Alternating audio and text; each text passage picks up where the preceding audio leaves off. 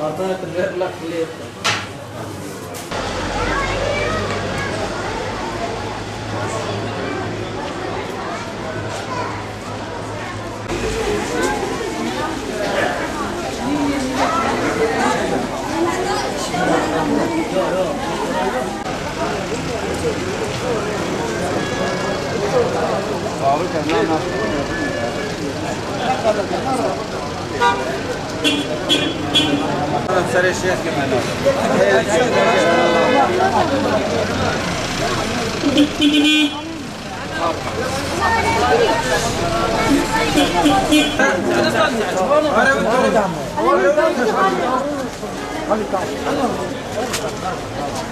Bu ekmek dağıtımını uzun yıllardan beri Urfa'da bir gelenek şeklinde devam ettiriyoruz.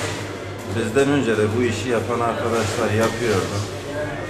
Onlardan sonra biz de devraldığımızda bunu devam ettirdik.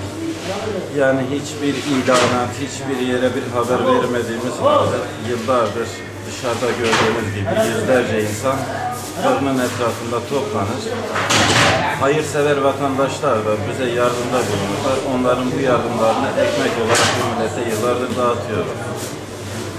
Özellikle son yıllarda Suriyeli ve Afganların vatana gelmesinden sonra çok acayip bir talep oldu. Bazen bu talebi karşılamakta zorlanıyoruz. Eğer buradan sesimizi duyurabiliyorsak hayırsever vatandaşları katkı yapmaya bekliyoruz. Yani hedefimiz geçen sene 21.000'i bulduk. Bu sene de ondan aşağı düşmemek. Umarım daha fazla olur, eksik olmaz. Ekmek dağıtım tam 17 yıldır devam ediyor. İnşallah daha nice 17 yıllar da devam edecek.